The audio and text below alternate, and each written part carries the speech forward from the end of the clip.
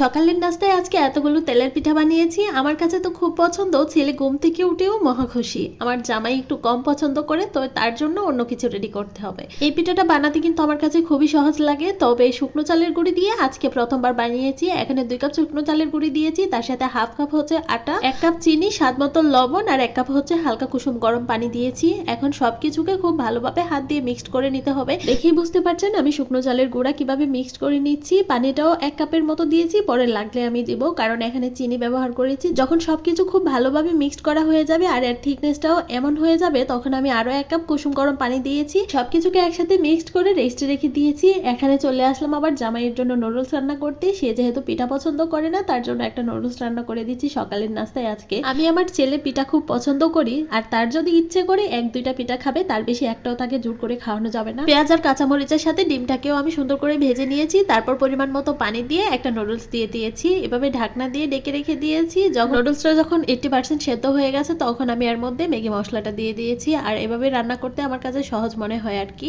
তাই জটপট করে তার নাস্তাটা দিয়ে এর ফাঁকে কিন্তু আমি কয়েকটা পিঠাও বানিয়েছি তাকে দেওয়ার জন্য।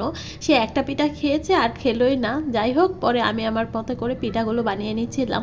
পিঠাগুলো জানি হালকা হালকা করে ফেটে যাচ্ছে, কেন জানি হচ্ছে এমন তাও জানি না। তবে অন্যান্য সময় পিঠা বানালে খুবই সুন্দর হয়, আর আজকে কেন এমন হচ্ছে সেটাই বুঝতে পারছি না। তবে ভিতরে একদমই কাঁচা ছিল না, পুরোপুরি হয়েছে। আবার কেন জানি মনে হচ্ছে আটার পরিমাণটা কম হয়ে গেছে। আটা বা ময়দা একটু বেশি করে দিলেই হয়তো ঠিক হয়ে যেত। যাই হোক, এমন করেই সবগুলো পিঠা বানিয়ে নিয়েছি। সকালের নাস্তা এই ছিল। আসি তো ঘুম থেকে উঠে পিঠা দেখে খুব খুশি।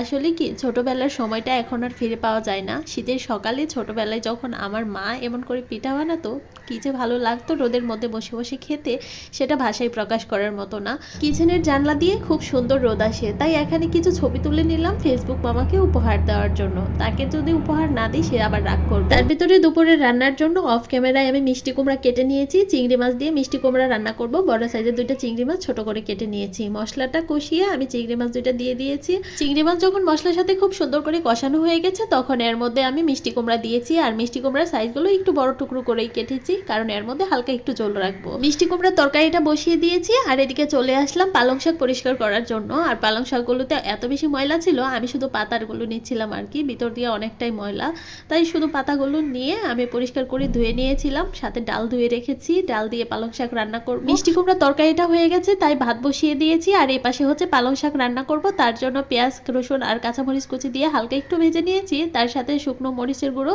আর লবণ, পরিমাণ মতো হলুদ গুঁড়ো আর হচ্ছে জিরা গুঁড়ো দিয়ে ডালটাকে সুন্দর করে কষিয়ে নিয়েছি। তারপর ধুয়ে রাখা পালং শাকগুলো এখানে দিয়ে দিচ্ছি। পালং শাকগুলো দেখতে অনেক বেশি দেখা গিয়েছিল, পরে অল্প একটু হয়ে গেছে। আর 1 কাপের মতো পানি দিয়ে দিয়েছি। রান্নার সময় ডালের পরিমাণটা কমই ছিল, তবে রান্না শেষে দেখা গেল ডালের পরিমাণটাই বেশি দেখা যাচ্ছে, পালং শাক কম দেখা যাচ্ছে। সন্ধ্যাবেলায় আবারও ইচ্ছে করলো একটু বেশি করে দুধ চা খাওয়ার জন্য। যেই বাবা সেই কাজ, আমি দুধ চা বানিয়ে নিয়েছি। আজকের ভিডিওটি এ পর্যন্তই। কেমন হয়েছে কমেন্ট করে জানাবেন। আল্লাহ হাফেজ সবাইকে।